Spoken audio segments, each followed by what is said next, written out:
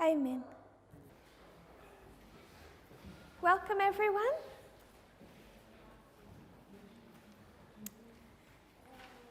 It's the first presentation of our camp meeting,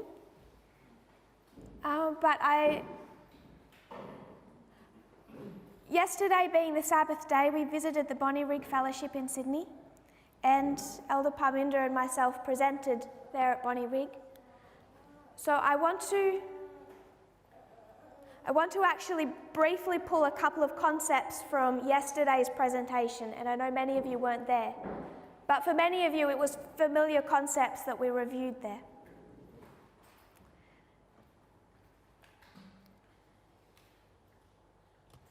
Yesterday we reviewed the line of the 144,000, and we looked at its three fractals.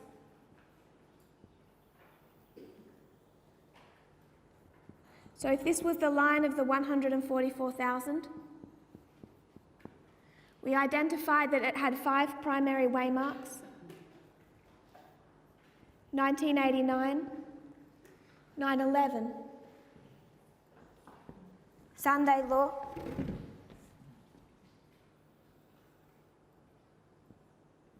close of probation, Daniel 12:1,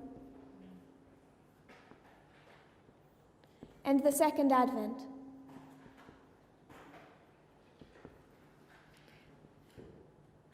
That being the line of the 144,000, Sunday law marking midway,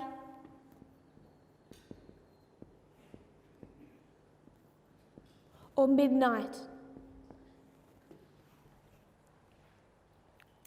From this, we then reviewed our 3 fractal lines. So we understood that God called out a people in 3 steps.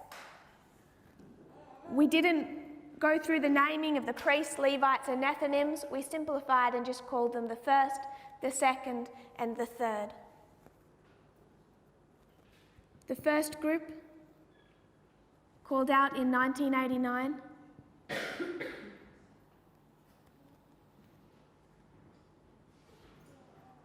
also having 5 primary waymarks.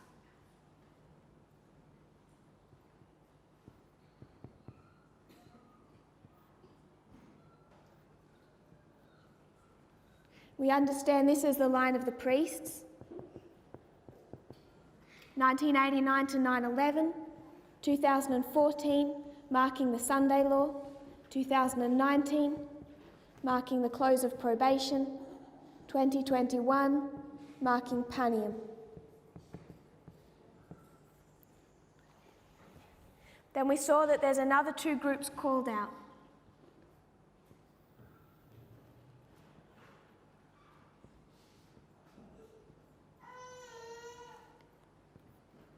The second group comprised of the Levites.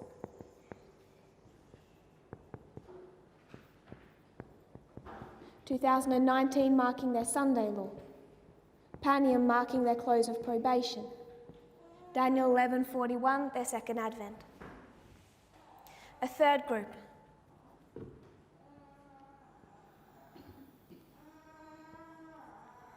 This is the third group, and it's the Nethinims. Their time of the end is 2014. 2019. Panium marks their Sunday law, Daniel 11:41, their close of probation, Daniel 12:1, their second advent. So you have these 3 groups. First, the priests are harvested. Then they're prepared to harvest the Levites, and then prepared to harvest the Nethinims. So harvest after harvest after harvest. And then following the harvest of the third group, you have the harvest of the group known as the 144,000. So this was our basic structure, and we just reviewed it yesterday. We also spoke of that repeating pattern. To see that repeating pattern most clearly it's good to remind ourselves of the model of agriculture. 5 waymarks, just like a hand, 5 fingers, 4 spaces, or 4 dispensations. And Elder Parminder spoke of dispensations yesterday. Dispensation 1, ploughing. Dispensation 2, early rain. 3, latter rain. 4, harvest. So you know that these periods of time can be spoken of as a dispensation, and the work being done to the field, when you consider the model of agriculture, is different from one dispensation to another. In one dispensation, it's a work of ploughing. In another dispensation, it's the work of the early rain. In another, the latter rain, and in the last, the harvest. So that work is changing from dispensation to dispensation. You could say the work of ploughing is dispensational. And what does that work of ploughing? What ploughed the priests between 1989 and 9/11? It was a message. It was a message that opened up in 1989 that was studied until you can identify an increase of knowledge in 1991, and then a formalisation in 1996. So there is this message that's doing a work from 1989 to 9/11, and that message does the work of ploughing the field. So if I was to take out the ploughing and say, what did that look like in reality? We would identify that what we were observing was the work of a message. And that message fulfilled a particular type of job function for the field. In this parable, it ploughed it. If a message did this ploughing work, what's the early rain?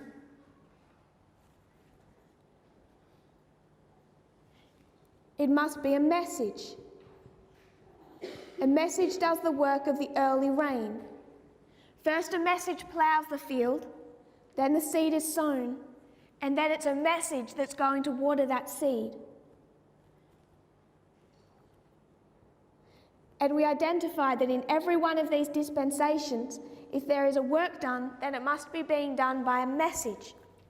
Therefore, that message must enter into history, it must arrive, someone must begin to understand it, then they must formalise it by teaching it, and then those who are recipients of that message must be tested upon it.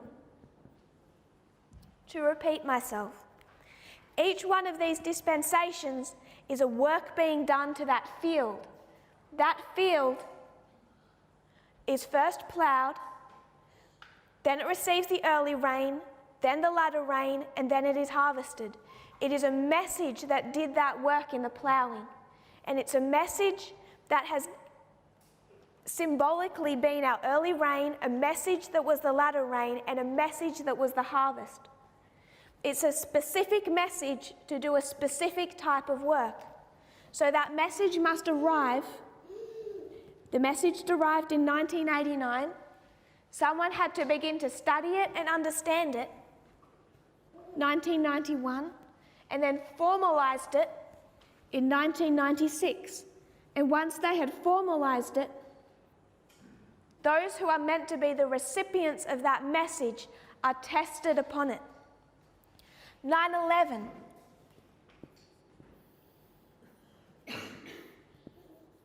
At 9/11, a message is unsealed. Someone has to begin to study it and understand it. This message is going to fulfill the job function of the early rain for God's people. It's a separate subject, linked but separate to what opened up in the first dispensation. This was the 2520. Someone had to begin to study it and understand it, and in 2009, Elder Parminder did just that. And the 2520 revealed was presented and taped in Arkansas. But the 2520 had not finished opening up.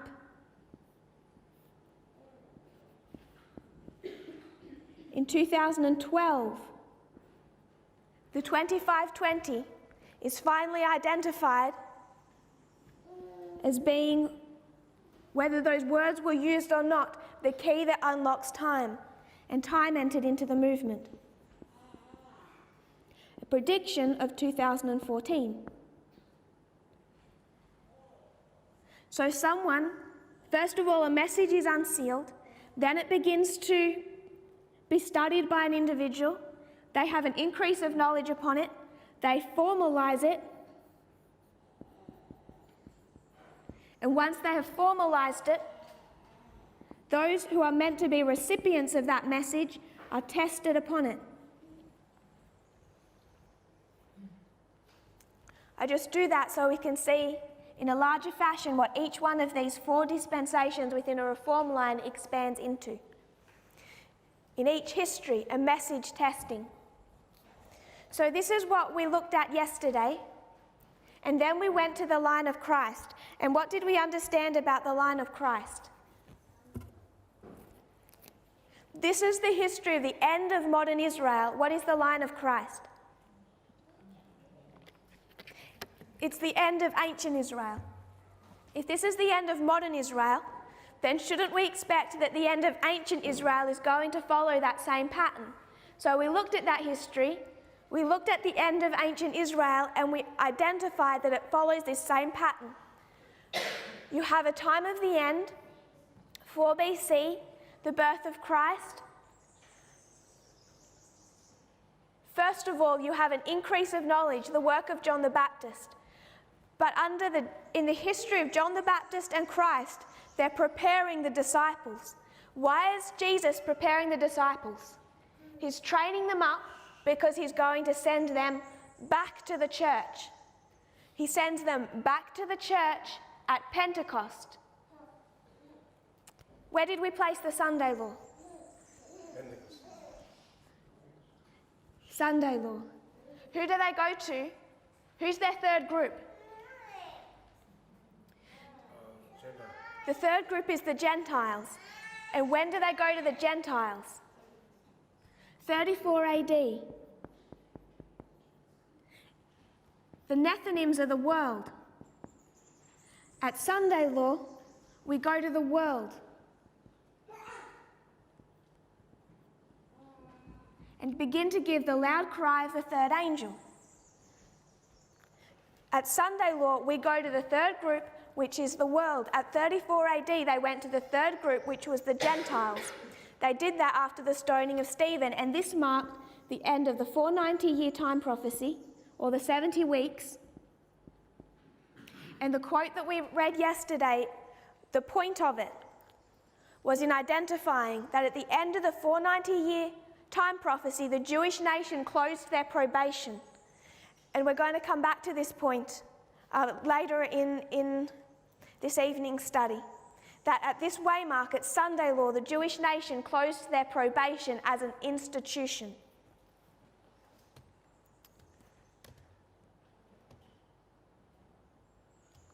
So where are we today? If I was to take the line of the priests, we're within this third dispensation, the outpouring of the latter rain. And where are we in this dispensation? We've been through 2014, the Sunday law. There's been an increase of knowledge, 2016. It was formalised in 2018, October. All that takes us to 2019, a shut door. This is our dispensation, and it's leading us to our close of probation. And where are we on that line? What day is it today? It's the third. How many days have we got left? 6. It's next We are right up against our close of probation. We are here.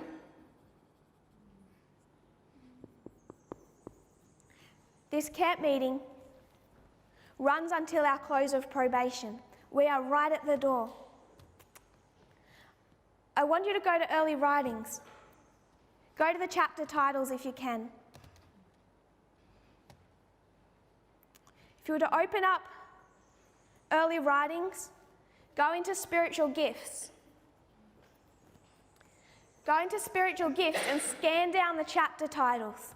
We're not going to go through them. I want you to go down until you see the sins of Babylon. We've placed the sins of Babylon as Sunday law. That's been done throughout the last few months. The sins of Babylon, the Sunday law. What's the next chapter? The loud cry, and then the third message closed. So in the context of spiritual gifts, where do we currently stand?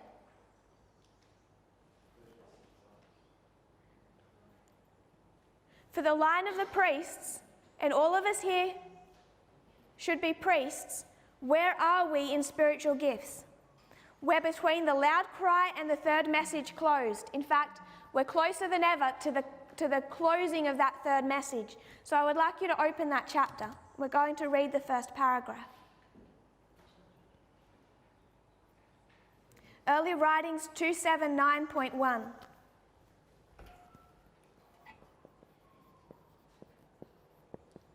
The purpose of these reform lines are so we can locate ourselves in history. So we've gone to spiritual gifts, we're taking it to our reform line, and we're locating ourselves in history. I want us to read this first paragraph. Early Writings 279.1.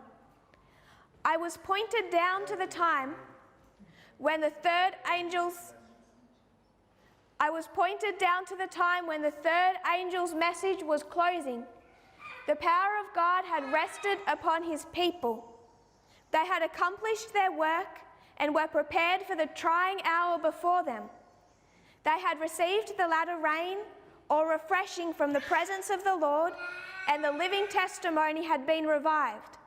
The last great warning had sounded everywhere, and it had stirred up and enraged the inhabitants of the earth who would not receive the message. The third message closed. That's the chapter. The third message closed is right here. She's located this experience on the reform line for us. She says she's pointed down to the time when the third angel's message was closing. The power of God had rested upon his people. They had accomplished their work and were prepared for the trying hour before them. And then she's going to review the past experience they had just had. They had received the latter rain, or refreshing from the presence of the Lord, and the living testimony had been revived. The last great warning had sounded everywhere. What's the title of the last great warning? It's the loud cry, or the midnight cry, which is the chapter before. The last great warning, or the loud cry that she's just discussed, had sounded everywhere. And what has that cry done? It had stirred up and enraged the inhabitants of the earth who would not receive the message. In this chapter, what is she discussing? She's discussing this history here. There's a message that's gone to the Nethinims. It's gone to the world, beginning at Sunday law,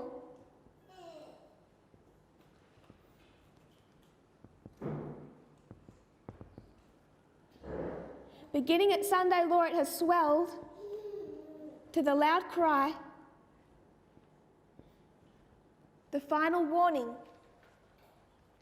And what has it done? It has stirred up and enraged the inhabitants of the earth who would not receive the message. So in this history, there's a group of people who are supposed to receive the message. If you receive it, you're prepared for the time of trouble. If you have not received it, What condition are you in? It has stirred up and enraged the inhabitants of the earth who would not receive the message. So in this history, in the history of the Nethinims, when the loud cry is given to them, produces two classes of people. It produces a class of people who are prepared for the time of trouble,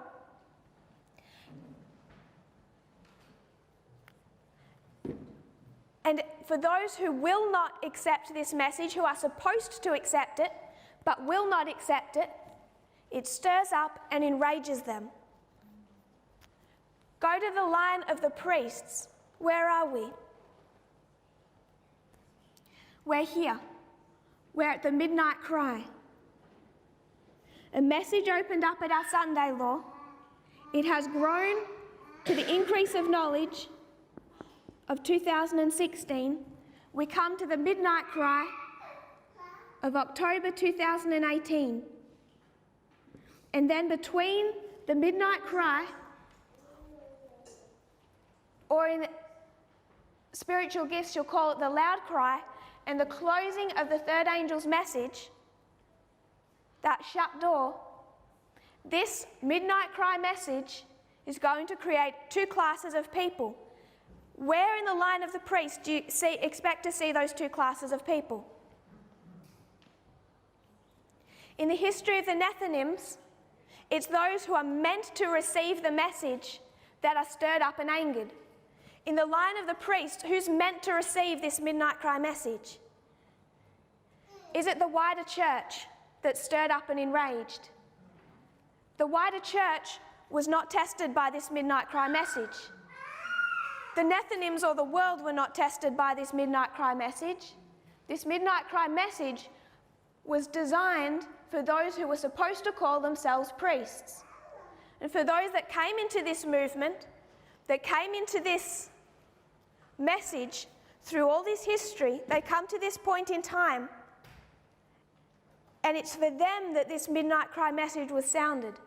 And it's created two classes of people. For those who refuse to receive the midnight cry message, it has stirred up and enraged them.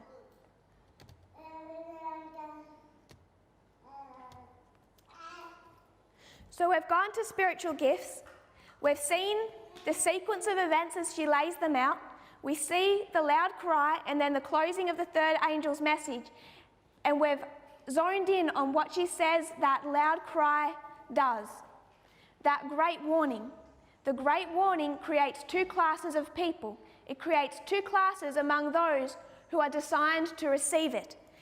In this history of the loud cry, when the gospel goes to the Nethinims, the two classes, the class that is meant to receive it is the world. It's going to divide them. In the line of the priests, the two classes were the priesthood. And it's within the priesthood that you have two classes developed.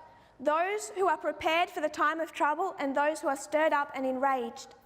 There are those within this movement who are under the impression that the current division that we find within this movement, the shaking that we have experienced, is some type of personal quarrel within our leadership. Somehow one of us wasn't nice, and we have this moral argument going back and forth where if we sat down, talked out our differences, we would be able to reconcile. The problem with that logic is that they do not see the prophetic significance of what has just occurred, the fulfillment of prophecy of what has just occurred.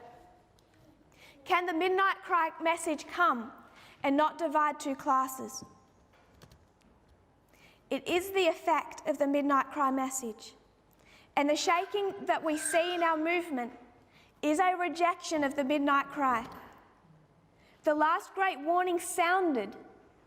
It began to sound October last year. The midnight cry was given.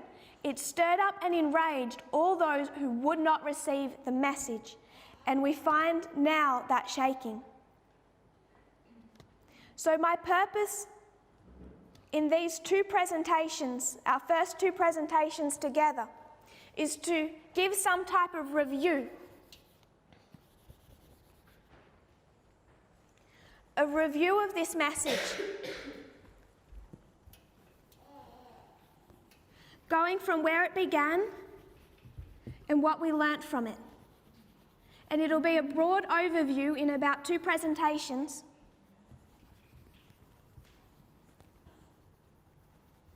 of the development of the message.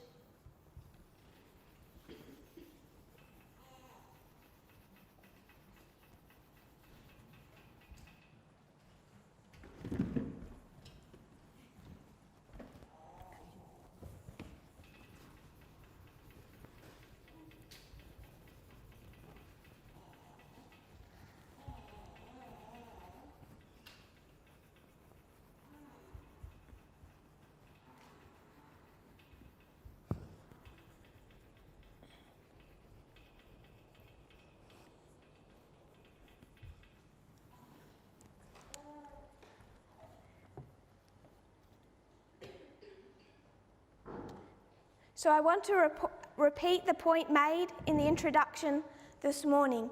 We've located where we are on a reform line. We know the significance of this camp meeting. And I believe providence that has enabled us to all come together at this crucial point in time to meet and mingle and know each other. And while I believe and hope it'll be a blessed and pleasant experience, I again want to encourage you to come to us with your questions, with your point of view, and to not go through this camp meeting at this crucial point in history, holding your questions in your chest and not expressing and talking and discussing with us. Light comes out of discussion, and we do want this to be interactive. After presentations, in meal times, to have that chance of discussion. So the first 2 presentations I want to do at this camp meeting are a review of the Midnight Cry message, where it began, and step by step how it developed and where it took us over the last 3 years, particularly.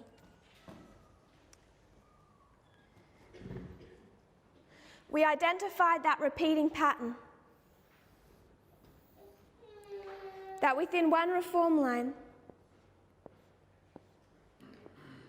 you have 5 key waymarks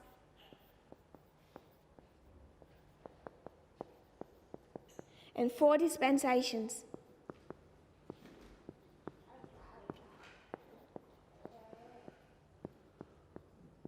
That in each dispensation is a message designed to do a specific work. Someone is going to have an increase of knowledge on that message, formalize it, and the people will be tested upon it.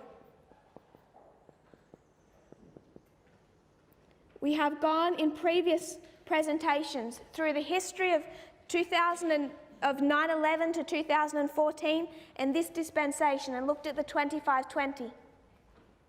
If we have time at this camp meeting, we'll do that again. But our main focus in these couple of presentations is this dispensation, the one we're in now, of 14 to 19. So we know that in 2014, a message was unsealed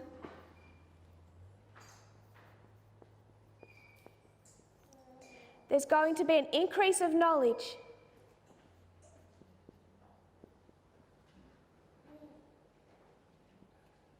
and a formalization, and then a test. We know that these 2 waymarks between 2014 and 2019 are 2016 and 2018, and we can learn a lot from those dates, from the external, from the happenings internal. Many presentations have been done on the events of 2016 and 2018. But I want to focus in these presentations on what developed internally within our message.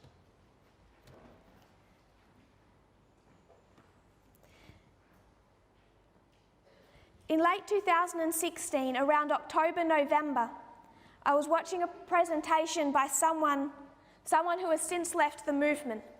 This was someone at Arkansas at the School of the Prophets who was at that point in time one of their teachers.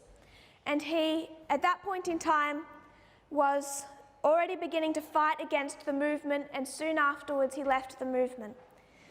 But in those presentations, I suppose as part of his attempt to be rebellious against the leadership, he began to say that we needed to study for ourselves. We couldn't follow any type of leadership. We had to study and prove things for ourselves. And while that sounds good, the purpose behind him making that point was that he wanted people to really turn against the movement leadership. He wanted to undermine any movement authority.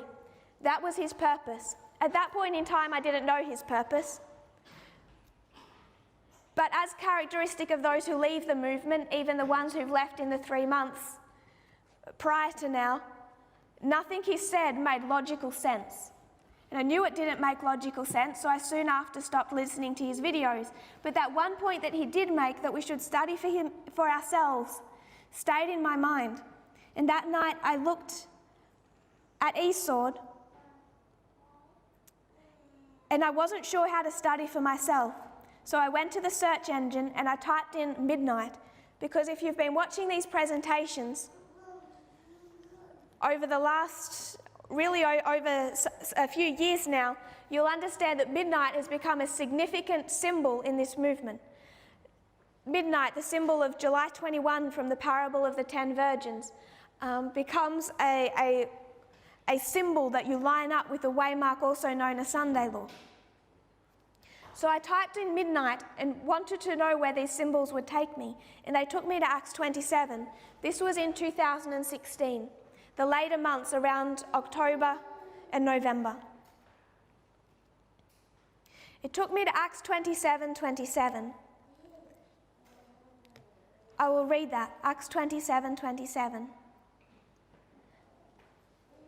But when the 14th night was come, as we were driven up and down in Adria, about midnight the shipmen deemed that they drew near to some country. So I searched for midnight, came to Acts 27:27, and noted the word midnight. In reading that sentence, other symbols start to become apparent to you. Another symbol you might identify as the 14th night. Now, we teach in this movement that midnight is July 21st in Millerite history. But midnight is also associated with the midnight cry, which also exists at midnight, lining up with the Exeter camp meeting. And Exeter, that camp meeting, Samuel Snow arrives on the 14th night. So you start to see that midnight is not the only symbol that you find presented in these verses. Growing up in the church, I had one key problem with the sermons that I heard. They were very repetitive. If you were to go to an Adventist church and ask the preacher to present on Acts 27, you'll get a nice story. You'll get a moral lesson about what it is like to be in a storm and trust in God, because God will take care of you and He won't let you get hurt because He has a purpose for your life. That's the type of sermon you're going to hear in a conference church from Acts 27. The problem that we should all have with that type of sermon is, why does it then take chapter after chapter to explain this history, the background, and then the voyage? That could all be said in about 1/20th of the verses, if that's the moral lesson. When you grow up in a church, not just Adventism, when you grow up in a Christianity that tries to tell you God loves you, when tries to tell you that you're worth something, and you go to the verses, and instead of taking a few verses to say, I love you, you're worth something, even a personal message, why does God think we need to know that that was the 14th night? Why does it even matter what night it was? Why does it matter if they were on that ship for 3 months before they were shipwrecked? Or 2 weeks? It makes absolutely no difference to your life or the moral lesson. Why does it make any difference that it's at midnight compared to 2 a.m.? These are the questions that started making me very dissatisfied with the presentations I heard from just a normal conference sermon. Not just dissatisfied in their content, but also questioning their content. Questioning when they say God loves you, and then opening the Bible and finding so many words that seemed meaningless to my experience.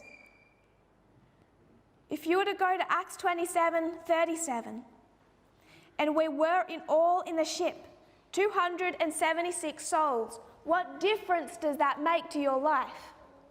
How does that change the moral lesson? How does that give you any more faith that God will put you on a ship like Paul and take care of you and protect you and bring you to your destination? It makes no difference. And the problem is that when you go through the Bible, unless you start looking at it through prophetic glasses, which are the same as parable glasses, 99% of it is irrelevant. You have to see it through a parable set of glasses to make relevant these facts. So in the later months of 2016, when I turned to Acts 27, these symbols started to come out, and I started to understand why this movement is so significant and why our methodology is so significant. What it can offer us that nowhere else in earth, nothing else on earth can offer us. It can give us meaning. And I began to study this chapter. And it isn't my purpose to go through Acts 27, but I want us to step through each step of the development of the Midnight Cry message. Acts 27 is just the first step. So if we can remind ourselves, it all began at the increase of knowledge. The external events were all there. The election of Donald Trump, the November 9 election. We can talk about the external, we're focusing on the internal. And in those later months, at the increase of knowledge waymark, Acts 27 opened up. And we see Acts 27 as a journey of two ships, the ship of Adramyttium and the ship of Alexandria.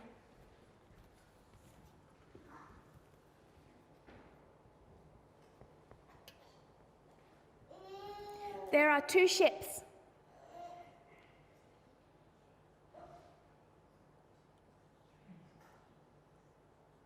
The ship of Adramyttium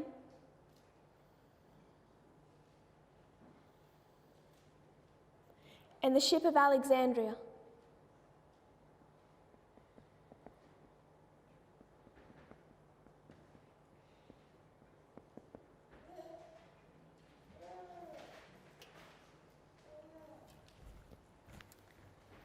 Just to give us a brief revision of these lines. The ship of Adramyttium, beginning in verse 1. Verses 1 to 5 is that first ship. This is all verses 1 to 5.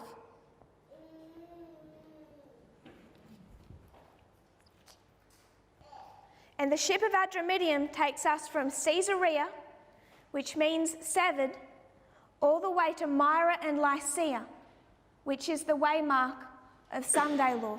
So it takes us from the severing, which we identified as 1989, all the way to Sunday law.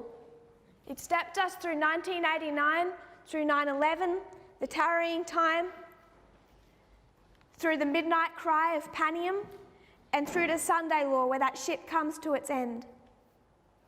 And what was the theme of that journey?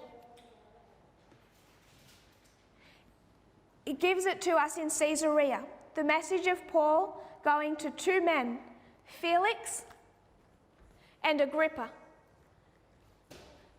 So on this board, I want us to work our way through step by step, through each of the development of this message. On this board, I want us to be reminded of the understanding that brought. the truth that opened up. The light that Acts 27 opened up was it showed us the first ship from 1989 to Sunday Law, and it showed us the second ship of Alexandria from 1798 until Sunday Law. And what happened to the ship at Sunday Law?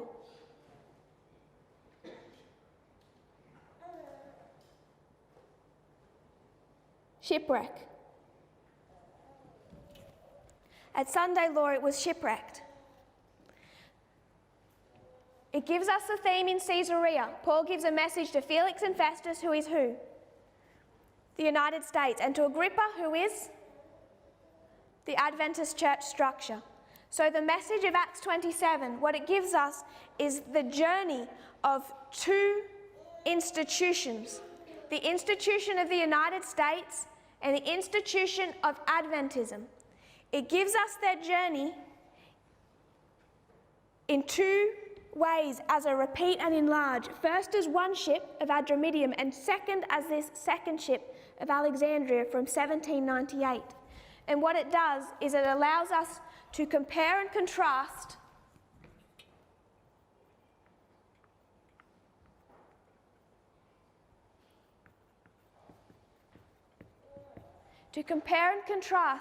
the United States and Adventism. When we see the United States as an institution and Adventism as an institution, both rising up in 1798, both going through this terrible experience of 1844, the breaking of the horn, the Great Disappointment, both come to 1863, and what happens to both at 1863? What happens to this ship? 1863, it goes off course. Adventism is scattered. The United States begins this work of uniting church and state. And not stopping there, through the time of the end, through 1989, 9/11, all of those waymarks, we find that there's this close working between these two institutions of the United States and Adventism, and that they both come to a point of shipwreck at Sunday Law. So what Acts 27 gave us was this compare and contrast between United States and Adventism, and it gave us the line of the institutions.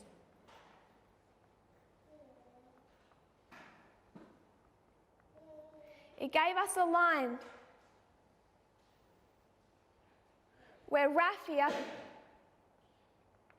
was midnight, Panium,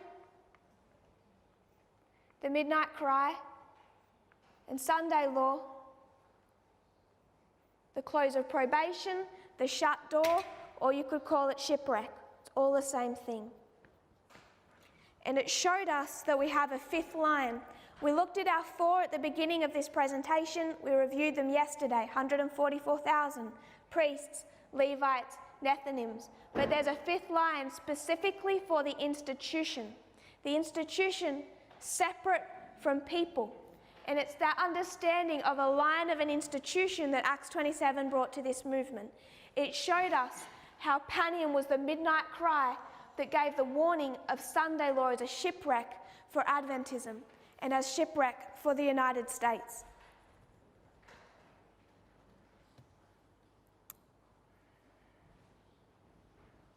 As this study developed, Acts 27 verse 37 began to be a bit of a problem. Because the other symbols, it was clear that they had meaning, even if it took time to understand what that meaning was. But when you go to Acts 27:37, which we read just before, it says, we were in all in the ship 260 souls. So there's 276 souls in that ship. And for the other symbols like midnight, like 14th night, you can see the significance of those symbols. But every detail then must have a meaning for us. So what is the meaning of 276?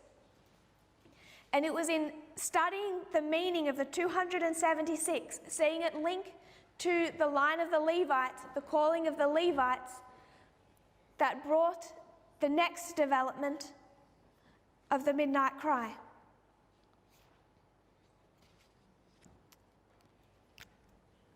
And that next development was the history of Pyrrhus and the Pyrrhic War. That 273 took us to a line in 273 BC that placed us in the history of Pyrrhus and a war between the king of the north of Italy and the king of the south of Italy. And it's in this study of the Pyrrhic War that a line was developed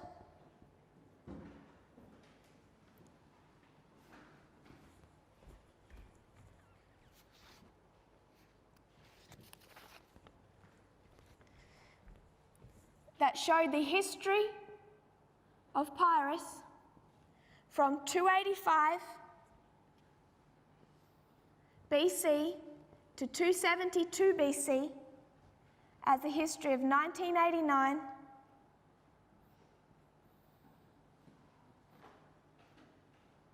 to Sunday law.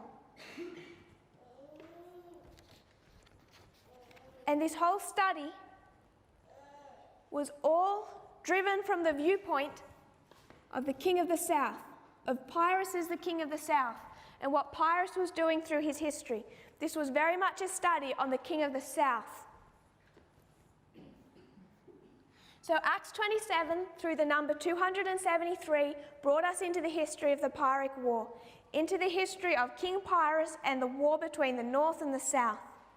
And we find that typified the history we expect to see in our generation between 1989 and Sunday law. These two studies of Acts 27 and this portion of the Pyrrhic War was all developed in the last months of 2016.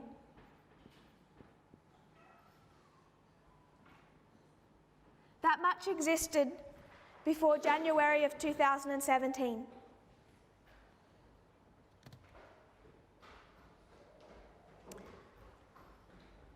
And it was through that link of the 273.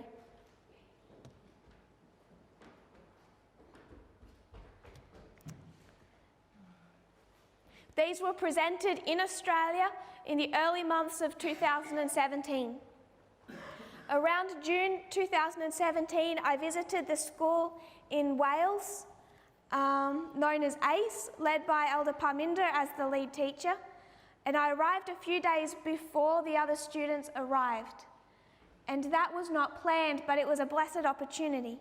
I was able to sit down with Elder Parminder and open up what I then understood of Acts 27 and what I then understood of Pyrrhus. Neither study fully developed to where they are today. And in opening up these studies and showing what I had at that point seen in them, gave me an opportunity to show the leadership, and I was encouraged to continue this exploration, particularly of Pyrrhus, to go back into the history of Pyrrhus, back before 285 BC, and see how much this story expanded. A lot of this study reminds me of archaeology. It's like you have something beneath the surface. You might have something beneath the surface and all you see coming up is just, you might see one corner. And you start dusting and as you dust away, you start to see how far it goes back. And you might get that far. And sometimes you might leave it there. You might think you're done, but you really should keep dusting. You clear off all the surrounding dirt, all the debris, and you're left with what you have what you have dug out of the earth. Say you found an ancient pot. You clear off all the dirt, you dig up that pot, and you have a whole vessel. And what we're doing in history is very much the same. You see this link with 273 BC, and it's just like seeing a little corner of a line, and you don't know how far that line of history is going to go back. So you start exploring and dusting and trying to see how much you can learn, how far back you can go. And through that exploration, in going back prior to 285 BC, I started to recognize that there was a history before then that started to line up with a Cold War. Is it a coincidence that Pyrrhus had a Cold War before 285 BC? And we know that the United States and Russia were in a Cold War before 1989. So you dust further back in your archaeological dig and you find a Cold War in both lines. You dig further back and you find that there's a war that lines up perfectly with the history of World War II. And you start finding these details. So this study into Pyrrhus continued to develop around the middle of 2017. And it developed really into an Alpha and an Omega history. That there was this history prior to 285 BC where Pyrrhus fought in Macedonia. And then this second history where he fought in Italy, this being the 285. It was recognized that there was an Alpha and an Omega. And in application, it was recognized that Macedonia lined up with the history of World War II, and Italy lined up with our history, or what we know as World War III. At this point, around the middle of 2017, it became recognized that we were starting to have a proper prophetic understanding of World War II. Now we were going to be able to start working off a triple application of prophecy. We know that World War I plus World War II must equal World War III. But what this movement did not have was a prophetic understanding of World War I and World War II. This is what begins to open up in the middle of 2017.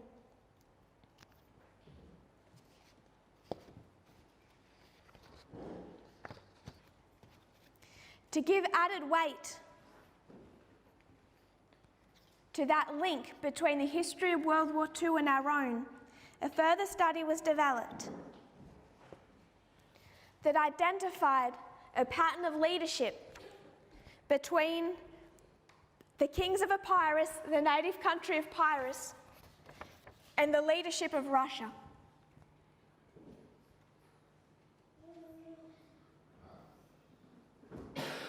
It was recognized that this pattern identified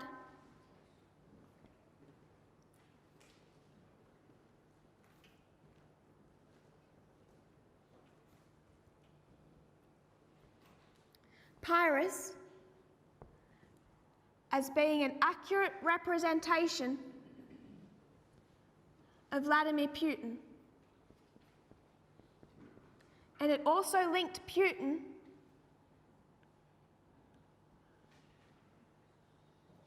back to Stalin.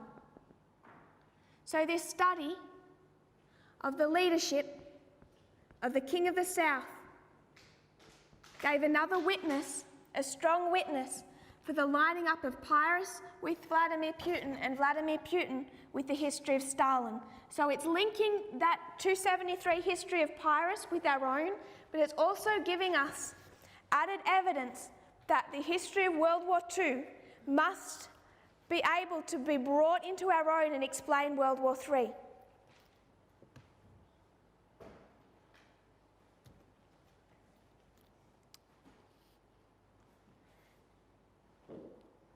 It was then that what we can do with these histories, if Pyrrhus equals Putin and Vladimir Putin equals Stalin, then these Alpha and Omega histories, you must be able to cut them.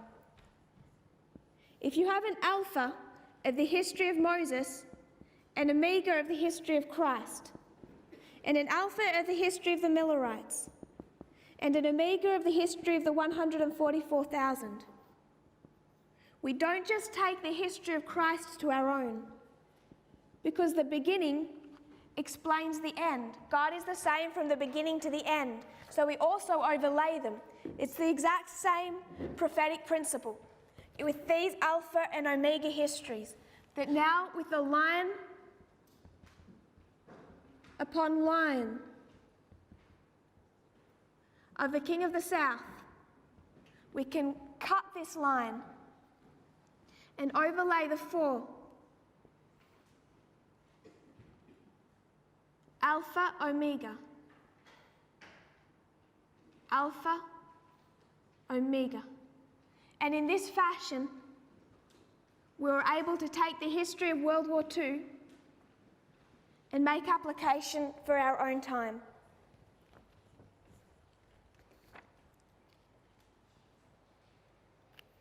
It was around this time, between the ending of the school at ACE, which was around August of 2017, and my attendance at the school, SOTP school in Arkansas, about a month later, 6 weeks later. It was in that time frame, prior to me attending the school in Arkansas, that November 9 became a subject that could not be avoided. So in those final months, around September of 2017, it became harder and harder to avoid the subject of November 9. We're out of time, so I will review that tomorrow when we come back and finish with this presentation. But it was in those final months of 2017 that November 9 already was working its way into the Midnight Cry message in a way that was not planned or intentional, but instead was unavoidable. My mother attended that school in Arkansas with me, and I made a specific request. I asked her to not tell them the date of my birthday, November 9. I did not want them to know that. I did not want them to know the date of my birthday, because before ever attending the school in 2017, I already knew it would be a prophetic waymark that would test this movement. And I did not want my own date of birth to interfere with that message. That attempt at secrecy failed quickly. But I wanted to make the point of that attempt to identify strongly that before that first visit in 2017, November 9 had already worked its way into the Midnight Cry message. It just needed to be developed and understood.